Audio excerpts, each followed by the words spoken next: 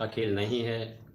हम चुपचाप बैठकर कुछ होते हुए नहीं देख सकते हैं।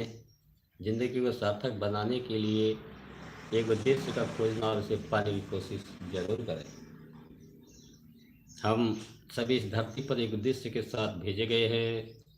हम इस विशाल तस्वीर का एकमात्र हिस्सा है, लेकिन बहुत कम लोगों को अपने जीवन में अपने उद्देश्यों को खोज पाना या पहचान पाना बहुत मुश्किल होता है।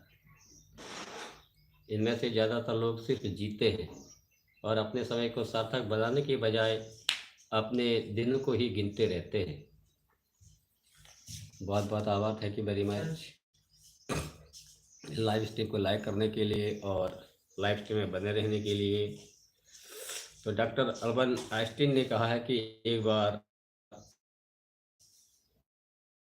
पूछा गया कि हम यहाँ क्यों आए हैं, तो उन्होंने जवाब दिया, अगर दुनिया एक एक्सीडेंट की देन है तो हम भी एक्सीडेंट की ही देन है। अगर इस दुनिया में होने का कोई मकसद है तो हमारे होने का भी कोई मकसद है।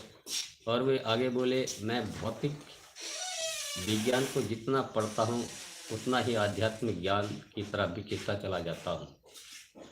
जी हाँ, मैं उस काम में सफल होना पसंद करूँगा जो आखिर में सफल होगा, बजाय उस काम में सफल होने के बजाय मैं आखिर में सफल होगा। बहुत बहुत धन्यवाद। मैंने हाल ही में एक ऐसे शिक्षक के बारे में पढ़ा जो ट्यूनेट न्यू जर्सी अमेरिका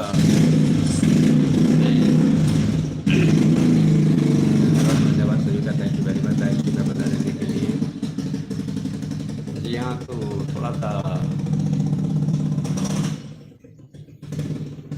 यहाँ पर लिखा जा रहा है कि मैंने हाल ही में एक ऐसे शिक्षक के बारे में पढ़ा जो ट्यूनेट न्यू जर्सी अमेरिका में हाई स्कूल के छात्रों के जीवन मूल्यों के बारे में पढ़ा रहे थे।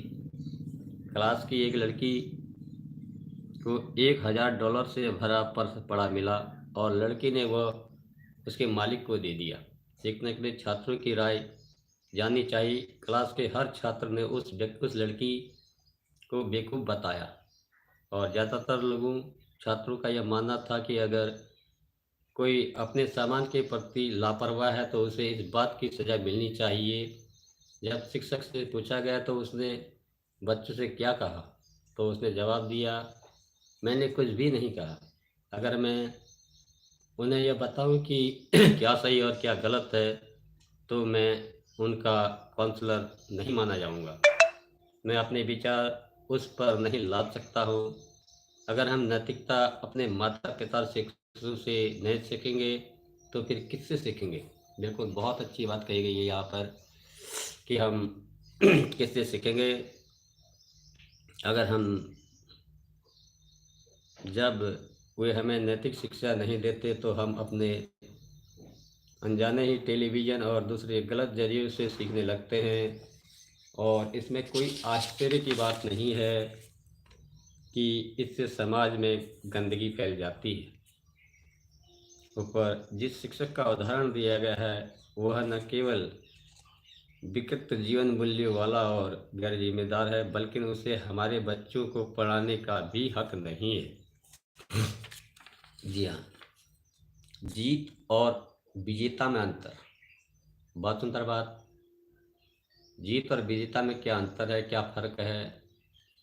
जीतना एक घटना हो सकती है, जीतना एक किस्मत हो सकती है, पर विजेता होना एक भावना है, मन का भाव है विजेता होना। और विजेता जीत को अपने सिद्धांतों के तराजू पर तोलता है कि किस तरह से मैंने उस जीत को हासिल किया।